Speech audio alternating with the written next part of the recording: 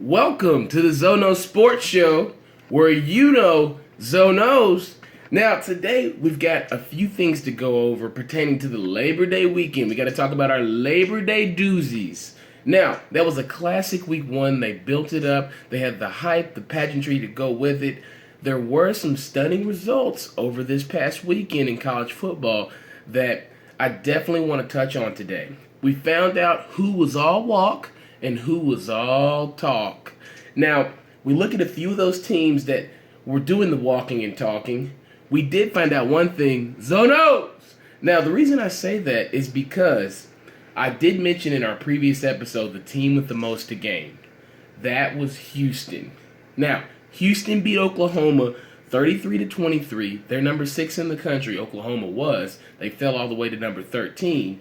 Houston jumped all the way up to number 6. Oklahoma was a top 3 team, not number 6. They were a top 3 team. Greg Ward he was 23 for 40 with 321 yards, 2 touchdowns, no picks. I mentioned previously, if Greg Ward comes out and plays like the Greg Ward of last year, the Greg Ward who's been at Houston, then they'd have a shot to win. He was absolutely great. Tossing that ball to number 88, the wide receiver they got. Big, long, lanky guy. Also, they had the big punt return by Brandon Wilson. Not punt return, but kick return on the missed field goal, where he runs down the sideline about 109 yards and 9 inches, they say, and takes it all the way down, jumps over his own teammate, and scores. That really gave Houston a lot of momentum. I will say that they're a good team. They've got a few more big games. They've got one more big game. Their next big game is against Louisville later in the year. They've got to go play the Cardinals at home. They had this as a neutral site game at Reliant Stadium, although it was a de facto home game because they were in Houston. But they do get Louisville at home. That's their last big game of the year, so we'll have to see if they can win that game and win out to actually have a shot to get in that college football playoff. Now, if they do get in the college football playoff, who will be left out? Which Power 5 team? I'm thinking it could be the Pac-12. Also could be the Big 12 because they don't have a championship game. We'll have to see. Now, I mentioned the team with the most to lose out of the weekend. Texas. They had the most to lose if they lose the game against Notre Dame. They won that game against Notre Dame like I predicted because Zoe does know. They did win 50-47 in overtime.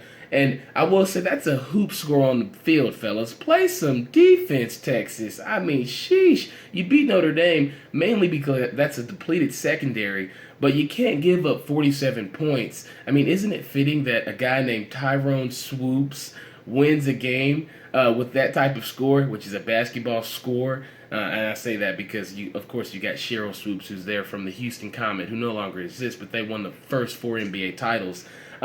Now, Tyrone Swoops proved to be too much to handle. I did mention that he's a big guy. He's kind of a knockoff Vince Young. He doesn't have the arm, doesn't quite have the scrambling ability, but is big and bulky and will run you over. He put guys out of the game, literally. We watched it. Now, also, Charlie lives strong. And the reason I say that is because Charlie lives another week in Texas and Austin. Now, Charlie, you won that game against Notre Dame. That's a staple for your program to put Texas back on the map and say, we are a premier program here in college football. So congratulations to you, Coach Strong, for making it another week down there in Austin because from what I understand and what they say, those boosters can be rough. Now, also, I think the legal troubles really hurt Notre Dame. The QB switch is such a distraction. Notre Dame, pick a guy. I mean, do you want the Malik Zaire era or do you want the Deshaun Kaiser era? Now, I understand you got 2 great athletes at quarterback, but you have to choose one because that constant switching back and forth, it's going to keep throwing off the dynamic of your team. If you look at most quarterback controversies that have transpired over the past few years. Now, also, Shane Buechele, 16 for 26, 280 yards, 2 TDs, an interception. That's an okay freshman game. Oh, he managed the game enough.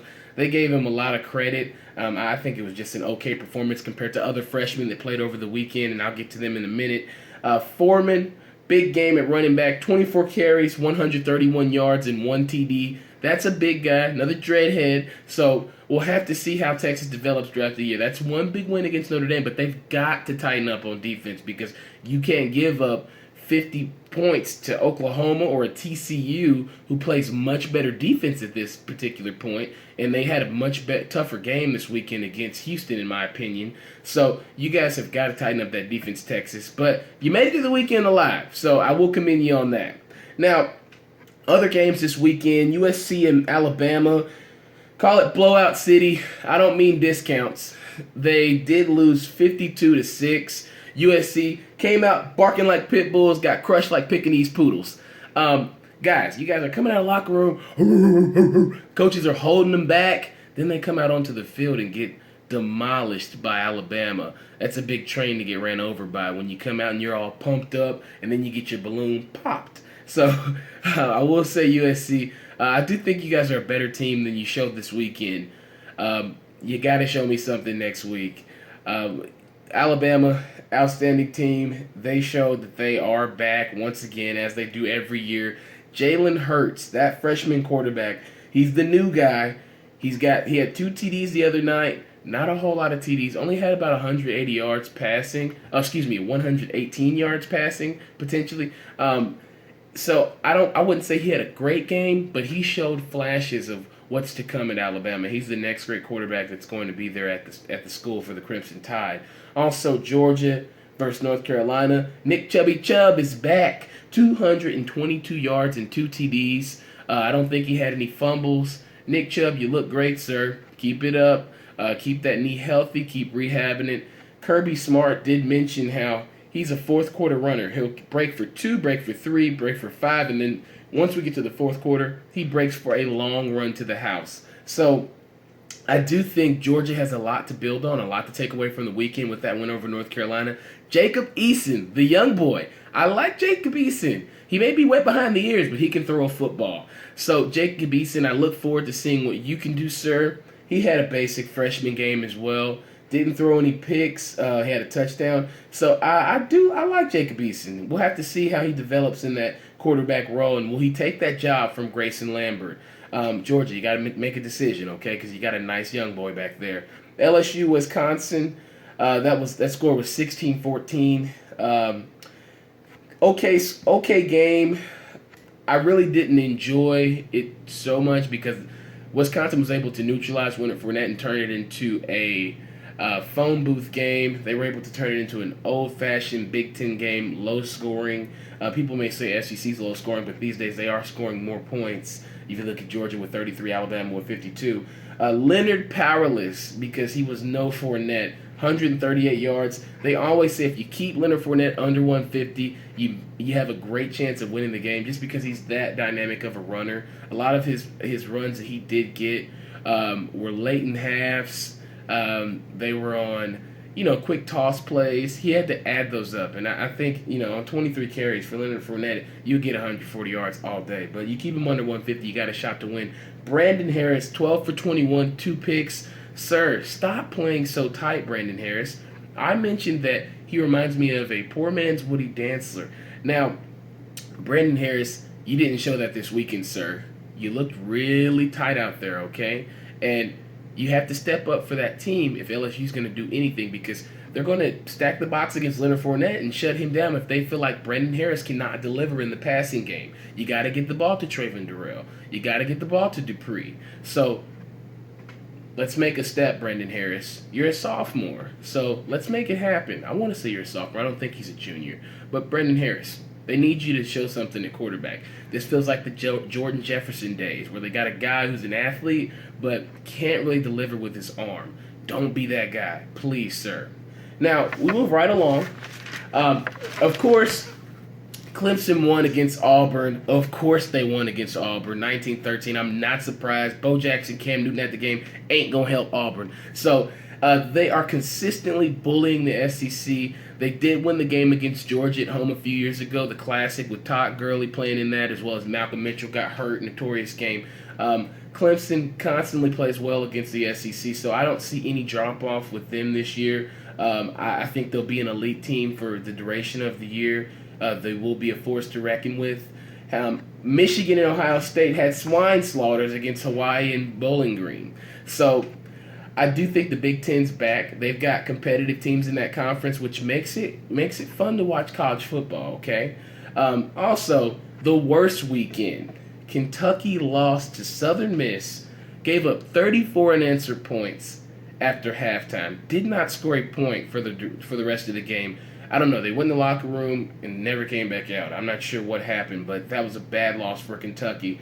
Mississippi State up 17-0 at halftime. Lost by 1 to South Alabama. That's a bad loss, 21-20. And Washington State, Iowa State both lost to FCS opponents. All these guys, answer the cell phone, please, because I'm calling Drake. Now, I look at the primetime performance that I really liked over the weekend. DeAndre Francois, 33 for 52, 419 yards, 2 TDs. It was 28-13 going into halftime. He throws a touchdown to Travis Rudolph prior to the half on the last drive. He gets knocked out really tough, and he's laying on the turf. I think his teammates saw that. They responded, gave Florida State some juice, some heart. The O-line stepped their game up. Everybody stepped their game up. Walker, the linebacker for Florida State, 44. I really like him. He's going to keep that defense stout this year. They outscored Ole Miss 23-0 in the third quarter to win the game. So I really like how Florida State took back control over that game and was able to outclass the SEC opponents. So that was one primetime performance I'm calling for the weekend. Also, the Heisman frontrunner, Lamar Jackson. Now, I would have given you the primetime performance, but you played Charlotte, so can't do that, sir. But I will say you put yourself in the position to be a Heisman frontrunner because you did throw 8 touchdowns against a bad Charlotte team who was very bad. They were in the top 5 worst teams at the bottom of the list of last season, so I can't give you too much credit there, but 8 touchdowns is a lot, especially in one half. That's a lot. Now, why am I chill-pilling? Tennessee survived the weekend, my championship pick. Yeah, they played Appalachian State close, but if you look at other teams that I mentioned, Kentucky, Mississippi State, Washington State, Iowa State, LSU, not everybody could make it out of the weekend alive. I'm definitely sure that Tennessee will respond this weekend because they've been talked about so bad by the media for that tight game. They fell all the way to number 17 out of the top 10. So I actually think they come out this weekend and beat up on Virginia Tech. I think they come out this weekend, respond. That's a big game in Bristol on the Speedway, largest college football venue ever. So I do think in front of that Tennessee crowd, they make up for last weekend and give us something to cheer about and show us why everybody was picking Tennessee as a preseason pick to potentially win it all, because I did. Now, Parody's back as well, so that's why I'm chill-pilling. SEC, not the big kid on the block anymore, not the guy who runs the guns. Now, I do think the reason for this is we've got kids choosing to play opposed to wait. You go to schools like Alabama, you go to schools in the SEC, you have to sit on the bench for some positions, running back, quarterback, and wait your turn because all the other 5-star athletes are going there. So these kids are spreading out. They're going to the Houstons. They're going to the Auburns. They're going to the Pac-12 schools. They're going to Big 12 schools. They're going to mid-major schools. They want to play right away. So I really think kids are getting away from that whole, I got to play D1, even if it means sitting on the bench for 2 years. They want to get on the field. So I do think that spread out and that butter all over the country called recruiting is really helping college football because everybody's getting players now, not just the SEC. So I really like that. Big 12, ACC, Big Ten, they're back. Ohio State versus Michigan really matters again. It hasn't mattered for years, but you've got 2 great teams in the Big Ten this year, which makes the storylines a lot more compelling for college football. Tomorrow, we've got Carolina versus Denver. I do think, and that's an NFL game, I do think the Broncos will win. Denver's defense, they still ball out. They still got T.J. Ward, Akeem Talib on the back end. They still got Von Miller, DeMarcus Ware up front. So I think that defense does the same thing they did last year in the Super Bowl, picks up right where they left off and stops Cam Newton. Also, they've got Trevor Siemian. He's a game manager. I think he can do enough to help them win the game.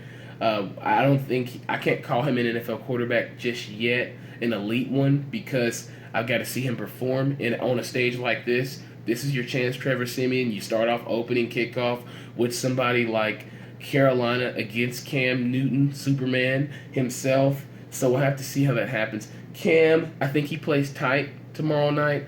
I think he lets a few things bother him with the media and the hype surrounding the game and the whole, this is the rematch, how will Cam play? I fear that he may fall into that trap of being too concerned of trying to do too much on offense, get the ball to those receivers, run outside of the pocket, and you're not just going to get around DeMarcus Ware or Von Miller. I think Von Miller has a great game tomorrow night again. I do. I don't think they've done enough at that tackle spot to stop him. He's a great player. Our next show, we'll discuss some Saturday matchups in college football, as well as NFL Sunday checkup by Zoe, myself. So please tune in Friday morning. I'll have something posted for you guys. Thank you so much for watching the Zoe Knows Sports Show, where you know Zoe knows.